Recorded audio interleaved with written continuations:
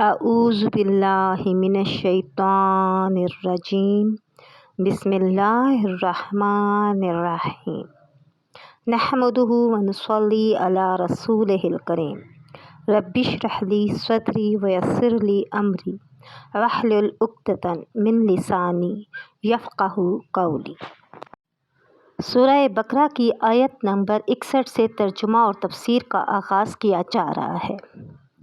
وَإِذْ اور جب قُلْتُمْ کہا تم نے یا موسیٰ اے موسیٰ لن نصبر ہرگز نہ صبر کریں گے علی اوپر طعام کھانے پہ واحدن ایک ہی فدعو پس مانگ لنا واسطے ہمارے ربک اپنے رب سے یخرج نکالے لنا واسطے ہمارے مما اس چیز سے تنبت الارض کہ اگاتی ہے زمین من بقلہا اس کے سے ساگ وقثائہا اور ککڑی اس کی اسی سے اور فومہا گیہوں اس کے سے اور عدسہا مسور اس سے بصلہا اور پیاز اس سے قالا کہا اتستبدلون بدلتے ہو تم الذی وہ چیز جو ہوا وہ ادنا ناقص ہے بالذی بدلے اس چیز کے جو ہوا وہ خیر بہتر ہے اہبطوا اترو مصرن کسی شہر میں فإن پس بے شک لکم واسطے تمہارے ہے ما وہ جو سألتہم مانگا تم نے وضربت اور ماری گئی علیہم اوپر ان کے ذلت و ذلت والمسکنۃ اور فقیری وباءوا اور پھر آئے بغضب ساتھ غصے کے من اللہ اللہ سے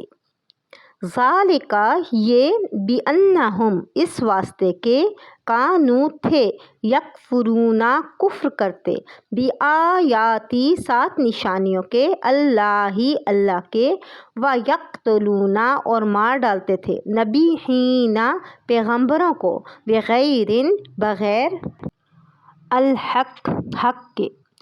ذالک بما یہ اس واسطے کہ عصوا نافرمانی کی انہوں نے وکانوا اور تھے وہ یعتدون حد سے نکل جاتے ان بے شک الذین جو لوگ کے آمنوا ایمان لائے والذین اور وہ لوگ کے حادوا یہودی ہوئے والنصارا اور عیسائی ہوئے والصابئین بے دین من آمنا جو کوئی ایمان لائے باللہ ایمان لائے ساتھ اللہ کے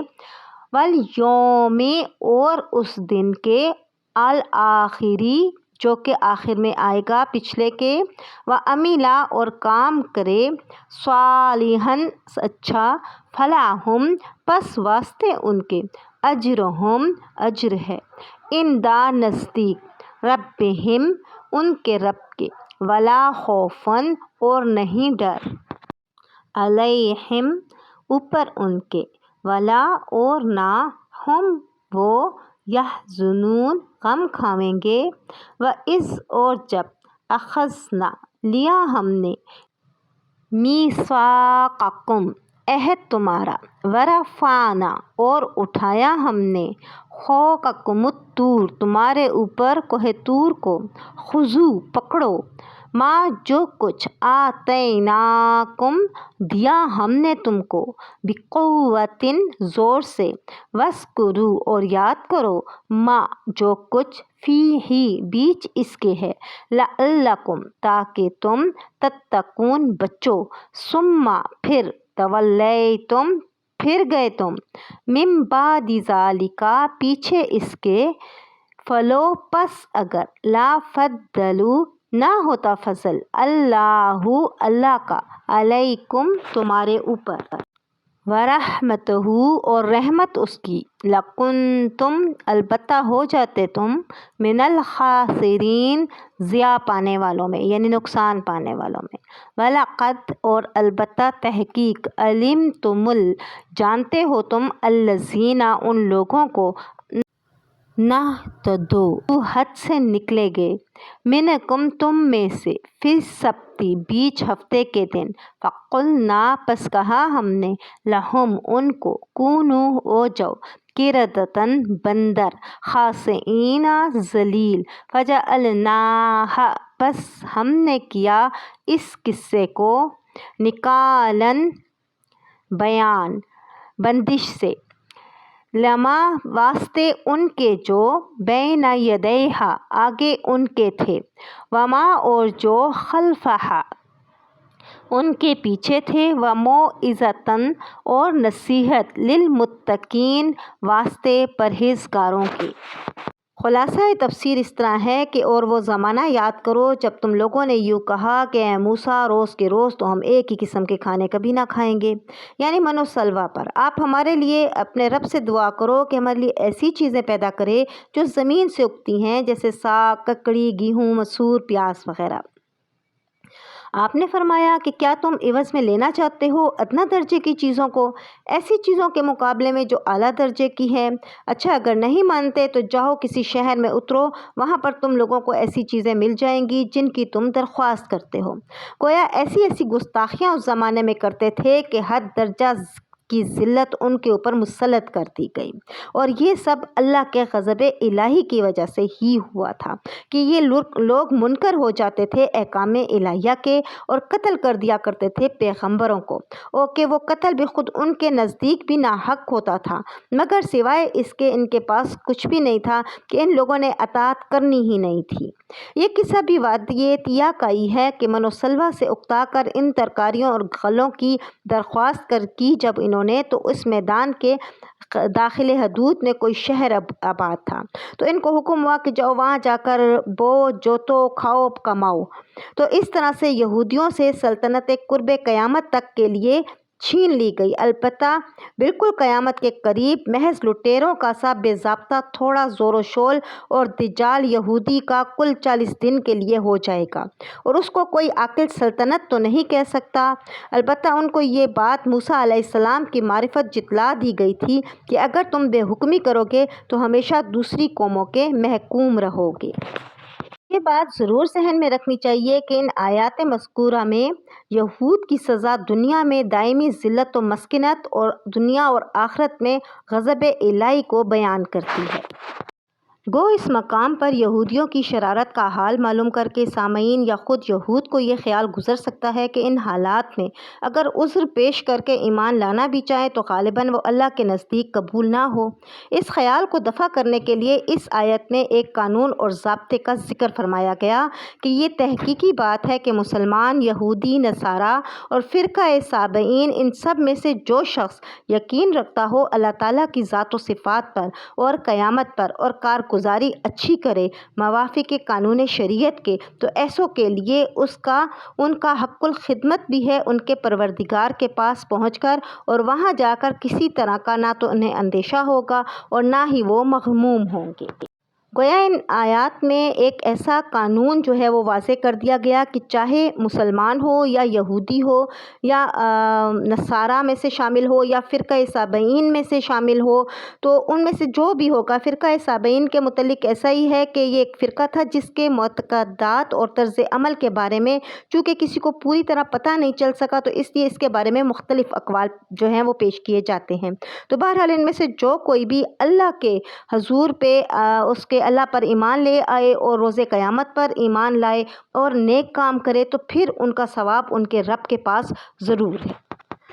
اور وہ زمانہ یاد کرو جب ہم نے تم سے قول و قرار لیا تھا کہ توریت پر عمل کریں گے، اور اس قول و قرار لینے کے لیے ہم نے کوہ طور کو اٹھا کر تمہارے اوپر معلق کر دیا، اور اس وقت کہا کہ جلدی قبول کرو جو کتاب ہم نے تم کو دی ہے، یعنی توریت، تو اسے مضبوطی کے ساتھ تھامو اور یاد رکھو جو احکام اس کتاب میں ہیں جن سے توقع ہے کہ تم متقی بن جاؤ گے۔ چونکہ وہ 70 لوگ جو کہ حضرت موسیٰ علیہ السلام کے ساتھ کوہ طور پر گئے تھے اور مرنے کے بعد دوبارہ زندہ ہو کے واپس آئے تھے، انہوں نے گواہی دی کہ یہ اللہ کی کلام ہے، مگر ساتھ یہ آمیزش کر دی کہ اللہ تعالیٰ نے یہ کہہ دیا تھا کہ تم اس میں جس قدر عمل کر سکتے ہو کرو، اور جو نہ کر سکو تو وہ سب معاف ہے۔ تو کچھ تو جبلی شرارت اور کچھ احکام کی مشقت اور کچھ از آمیزش کا ہیلا تھا۔ غرض صاف صاف کہہ دیا کہ بھئی ہم تو اس کتاب پر عمل ہی نہیں کر سکتے۔ ایسی صورت میں حق تعالیٰ نے فرشتوں کو حکم دیا کہ کوئی طور کا ایک بڑا سا ٹکڑا اٹھا کر ان کے سروں پر معلق کر دو کہ اگر یا نہیں مانو گے تو ابھی یہ تم لوگوں پر گرا دیا جائے گا۔ آخر چاروں ناچار ان کو یہ بات ماننا پڑ گئی۔ اسی طرح پھر تم اس قول قرار کے بعد بھی اس سے پھر گئے۔ سو اگر تم لوگوں پر اللہ تعالیٰ کا فضل اور رحم نہ ہوتا تو اس عہد شکنی کے مقتضا تو یہی تھا کہ ضرور تم فوراً ہلاک و تباہ کر دیے جاتے، مگر اللہ تعالیٰ کی عنایت اور رحمت تھی کہ تم لوگوں کی زندگی کو ختم نہیں کیا گیا، مگر کب تک؟ آخر بعد از مرگ تو وبال اعمال میں مبتلا ہی ہوں گے۔ اسی طرح اور تم جانتے ہی ہو ان لوگوں کا حال جنہوں نے تم سے حد شرع سے تجاوز کیا تھا، اور دوبارہ اس حکم کے کہ بار بار ان کو حکم دیا جاتا تھا ہفتے کے دن کے متعلق وہ اس میں شکار نہ کریں، مگر وہ ہمیشہ بڑھ جاتے اپنے کام سے اور شکار کرتے ہفتے کے دن۔ تو کہہ دیا گیا کہ تم لوگ ذلیل بندر ہو جاؤ، چنانچہ وہ بندروں کے قالب میں مسخ ہو گئے۔ پھر ہم نے اس کو ایک واقعہ یعنی عبرت انگیز بنا دیا، اور ان لوگوں کے لیے کہ جو ان کی قوم میں تھے اور ان لوگوں کے لیے بھی جو ما بعد کے زمانوں میں آئیں گے، گویا کہ یہ ایک نصیحت کے لیے اللہ تعالیٰ نے ڈرانے والوں کو یہ نصیحت بنا کر ان کو بندر کے طور پر پیش کر دیا کہ یہ دیکھ لو اگر تم لوگ بھی میرا حکم نہیں مانو گے تو تم لوگوں کے ساتھ بھی یہی کچھ ہوگا۔ واقعہ بھی بنی اسرائیل کا حضرت داؤد علیہ السلام کے زمانے میں ہوا ہے کہ بنی اسرائیل کے لیے ہفتے کا دن معظم اور عبادت کے لیے مقرر کیا گیا تھا، اور مچھلی کے شکار سے بھی ممنوع کر دیا گیا تھا۔ یہ لوگ سمندر کے کنارے آباد تھے، مچھلی کے شوقین تھے، اس حکم کو نہ مانا اور شکار کیا، سو اللہ تعالیٰ نے ان کی شکلیں مسخ کر کے ان پر عذاب نازل کیا، اور 3 دن کے بعد وہ سب کے سب مر گئے۔ اس واقعے کو دیکھنے اور سننے والے 2 لوگ ہیں، ایک تو فرما بردار اور نافرمان۔ تو نافرمانوں کے لیے تو یہ واقعہ نافرمانی سے توبہ کرنے والا ہے، اس لیے ان کو نکال فرمایا، اور فرما برداروں کے لیے یہ واقعہ فرما برداری پر قائم رکھنے والا تھا، سو اس کو موعظۃ فرمایا۔ تفسیر قرطبی میں ہے کہ یہود نے اول تو اس طرح کے ہیلے کر کے مچھلیاں پکڑی، پھر ہوتے ہوتے عام طور پر شکار کرنے لگے، تو ان میں 2 جماعتیں ہو گئیں۔ ایک جماعت علماء اور صالحہ کی تھیں جنہوں نے ان کو ایسا کرنے سے روکا، یہ باز نہ آئے تو ان سے برادرانہ تعلقات قطع کر کے وہ بالکل الگ ہو گئے۔ بستی کے 2 حصے کر لیے گئے، ایک میں یہ نافرمان لوگ رہ گئے، دوسرے میں علماء اور صالحہ رہ گئے۔ ایک روز ان کو یہ محسوس ہوا کہ جس حصے میں یہ نافرمان لوگ رہتے ہیں ادھر بالکل ہی سناٹا ہے، تو وہاں جا کر دیکھا تو سب کے سب بندروں کی صورت میں مسخ ہو گئے تھے۔ حضرت قتادہ رحمۃ اللہ علیہ نے فرمایا کہ ان کے جوان بندر بنا دیے گئے اور بوڑھے خنزیر کی شکل میں منتقل کر دیے گئے، اور مسخ شدہ بندر اپنے رشتہ داروں اور تعلق رکھنے والے انسانوں کو پہچانتے تھے اور ان کے قریب آ کر روتے تھے۔ اس معاملے میں صحیح بات وہ ہے جو خود رسول اللہ صلی اللہ علیہ وآلہ وسلم سے بروایت عبداللہ بن مسعود رضی اللہ تعالیٰ عنہ صحیح مسلم میں منقول ہے کہ بعض لوگوں نے اپنے زمانے کے بندروں اور خنزیروں کے بارے میں حضرت صلی اللہ علیہ وآلہ وسلم سے دریافت کیا کہ کیا یہ وہی مسخ شدہ یہودی ہیں؟ آپ صلی اللہ علیہ وآلہ وسلم نے فرمایا کہ اللہ تعالیٰ جب کسی قوم میں مسخ صورت کا عذاب نازل کرتے ہیں تو ان کی نسل نہیں چلتی بلکہ چند روز میں ہلاک ہو کر ختم ہو جاتے ہیں، اور پھر فرمایا کہ بندر اور خنزیر دنیا میں پہلے سے موجود تھے اور آج بھی ہیں، مگر مسخ شدہ بندر اور خنزیروں کا ان سے کوئی جوڑ نہیں ہے۔ صدق اللہ العلی العظیم۔